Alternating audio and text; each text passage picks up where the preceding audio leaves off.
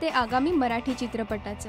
प्रसाद okay, Ankush Chaudhari आणि पूजा सावंत सारखे अभिनय तारांगणातले सितारे कॉफीमधून आपल्या भेटीस येणार आहेत. स्वप्नील बांदोडकरने आपल्या सुमधुर आवाजात ह्या चित्रपटाचं गाणं गायलं आणि त्याच गाण्याने चित्रपटाचा मुहूर्तही पार पडला.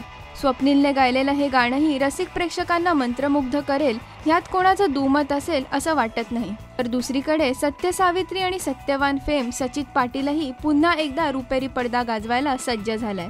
असामी अशी तू ह्या चित्रपटातून तो अभिनय करत असून त्याला साथ लाभणार आहे ती गुंतता हृदय हे मधून झळकलेल्या पल्लवी सुभाषची.